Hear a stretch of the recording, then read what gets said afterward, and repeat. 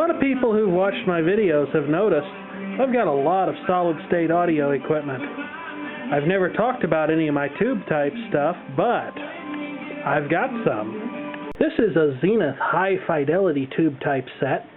Initially, I found this in an antique store, and I don't know what it is about Zenith radios, but so far, almost every tube-type Zenith radio that I have come across has needed nothing more than either a repaired power cord or maybe a good cleaning to be in perfect working order again. Now, these do have selenium rectifiers in them, and selenium rectifiers can be unreliable, and they'll also put off a nasty cloud of potentially toxic smoke if one of them happens to die on you. So they should be replaced with something like a modern power diode or something. But I haven't had to do that to any of these sets, and I just kind of keep an eye on them while they're playing. This set claims 1 watt worth of audio power delivered into 2 speakers, a large driver, and a small electrostatic tweeter up top. Even though it doesn't have a whole lot of audio power, what it has got sounds exceptionally good. This thing has amazing, strong, clear, and wonderful audio.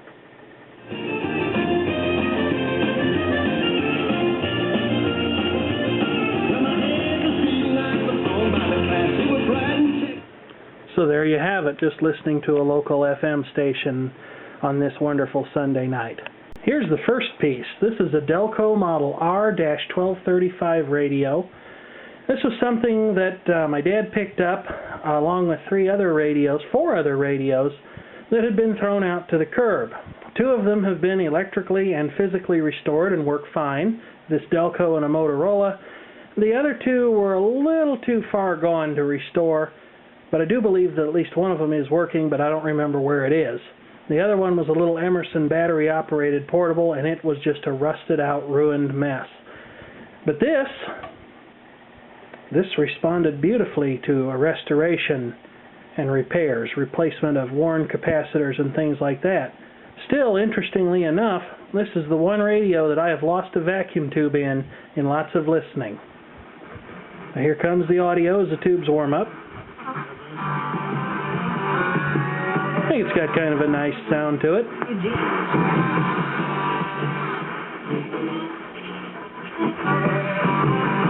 Not really my kind of music, but it'll do, I guess, for a demonstration. It has a tone switch on it, so you can choose between a high and a low tone. That's the low tone right there. And there's the high tone, although this camera's microphone probably makes that a moot point. But this is a pretty cool old radio, and certainly one of my favorites to listen to. Now, if only there was some more programming on AM that I enjoyed. And this is a Zenith K731 AM/FM radio. I would say this is another set that dates from probably the early to mid-1960s. Interesting story behind this one. We're the second owners. The original owner of this set was a man on my dad's mail route. And one day he saw my dad pick up those radios off the curb, including a Delco one that I just talked about. And a couple of weeks later, he asked if he'd want another one, and that if he didn't take it, it was going to go out on the curb. Well, as you can imagine, he took it.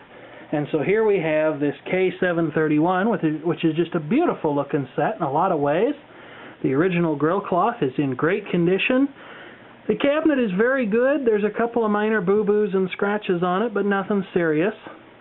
The tuning action works just like it should. There's really only 2 problems with this set. This switch that controls the band is dirty, and the power cord is rotten and is crackling, and I just haven't had a chance to get to it yet. So, although this set plays wonderfully as found, it needs a power cord at the moment in order to be safe to use. Here is the Zenith G730. This is another AM/FM set. Having FM and a vintage tube radio is kind of nice if the AM stations in your part of the world don't by and large broadcast anything interesting. There are some here that do, but unfortunately at night they all cut their power, and that's when I'm at home to enjoy them, and so enjoying them is a bit hit or miss. This is the Zenith that proves there's an exception to every rule. This one is presently not working, and I believe it is due to a whole bunch of expired wax paper capacitors.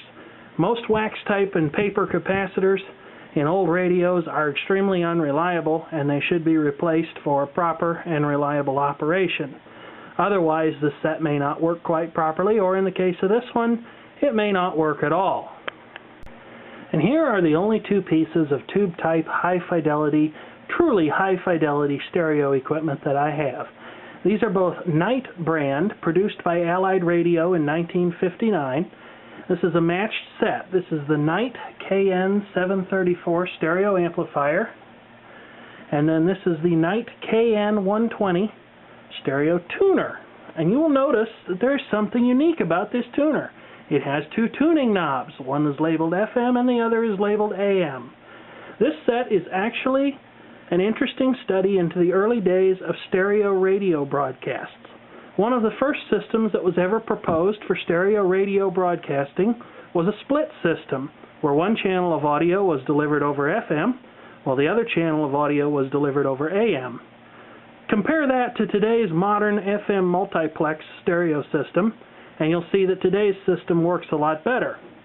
In particular, the AM side of the broadcast was susceptible to noise and static from the atmosphere, electrical devices clicking on and off in the home, and audio interference from other sources. It also made things more difficult for the station owner and the radio receiver designer, because most, if not all, modern radios share circuitry between the AM and FM sections, operating under the assumption that they never have to be on at the same time, whereas this tuner must be able to receive both FM and AM at the same time, so its circuitry is much more complex than a modern tuner's would be.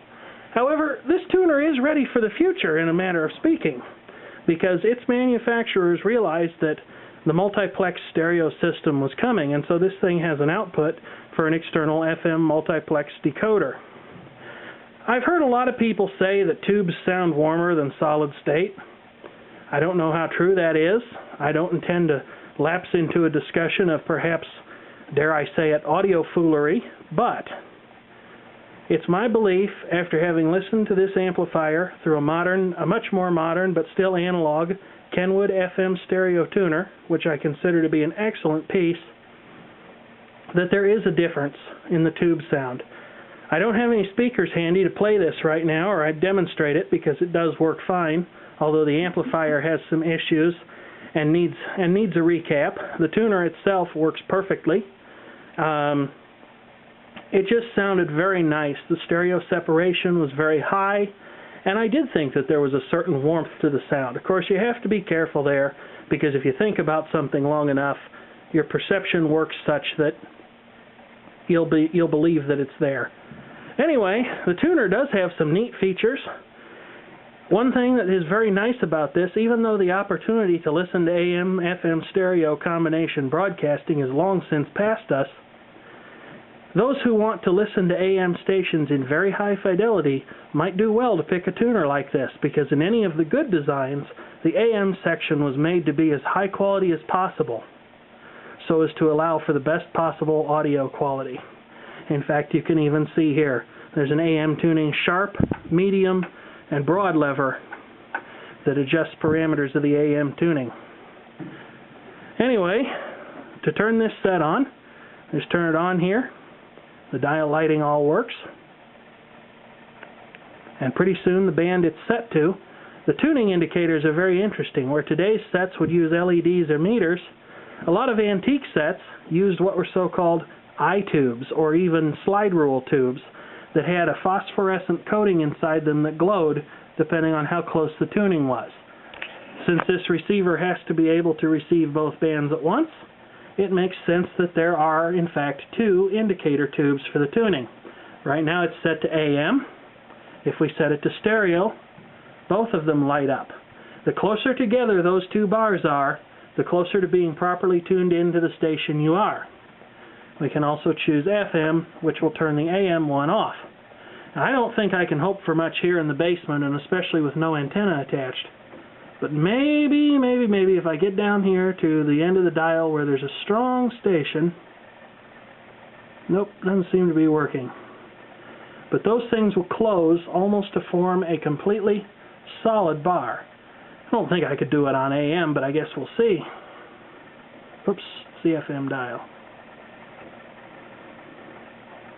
Nope, there's really not much of anything to speak of coming in down here, which isn't too surprising.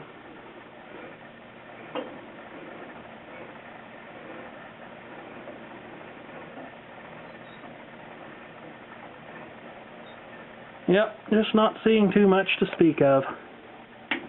But there you have it. Those are my two pieces of tube-type, high-fidelity, actual, honest-to-goodness stereo audio equipment.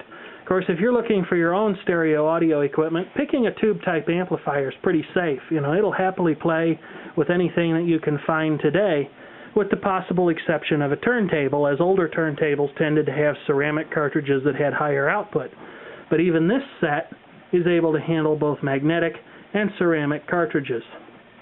It also supports tape playback and an auxiliary input that works perfectly well with a CD player.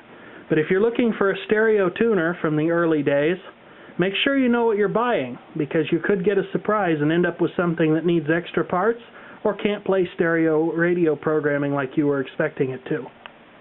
And here is the final showpiece of my small tube-type radio collection.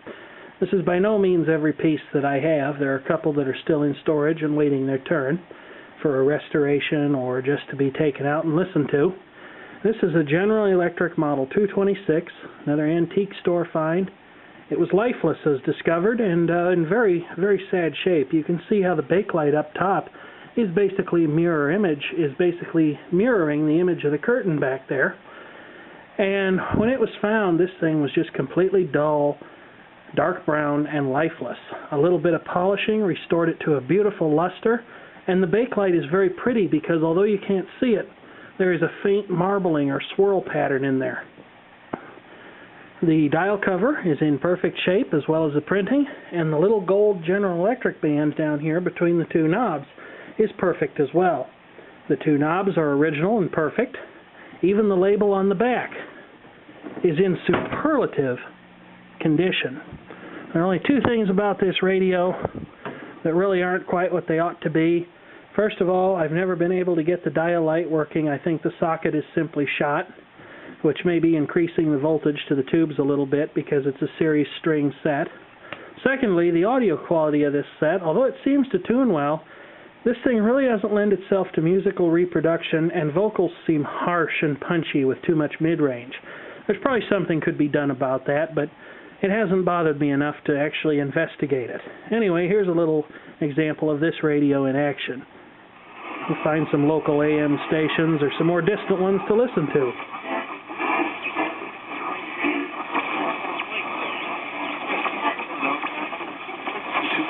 They're withering attack by the media and refuses to cover the book and refuses to cover Obama.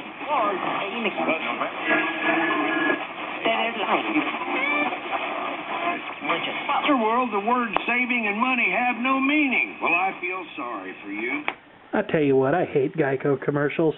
But there you have it, a General Electric Model 226 vacuum tube radio. Thank you for watching.